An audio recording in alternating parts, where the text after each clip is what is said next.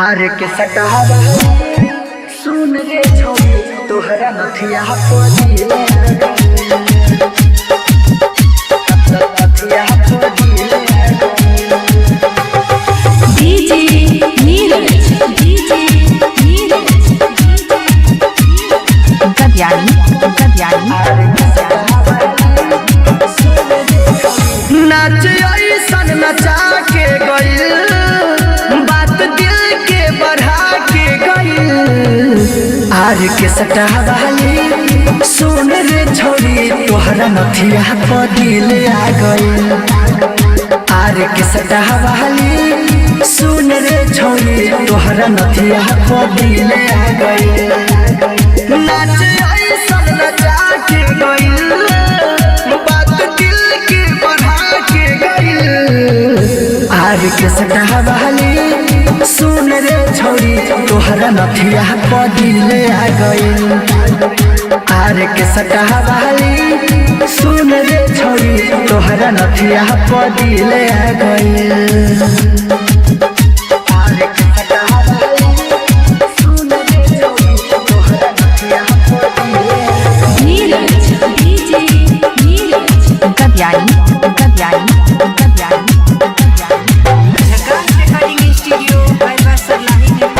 पतली कमर तोहर तिरछी नजरिया कैले दीवाना बाट सुन ये रनिया एहे पतली कमर तोहर तिरछी नजरिया कैले दीवाना बाट सुन ये रनिया कैले दीवाना बाट सुन ये रनिया तीर ऐसन चला के गइल बात दिल के बढ़ा के गइल आर के सटावा सुन रे छोरी तोहरा नथिया पदिले आ गइल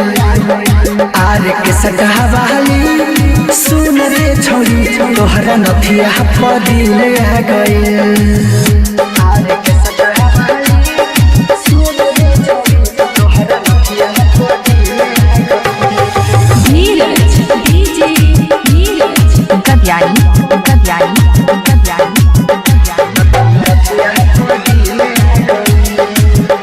ऐलू नाच गोरी सीतामढ़ी जिला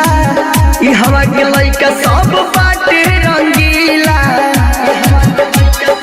सुना हो एम के बरदर अभिनंदन बिहारी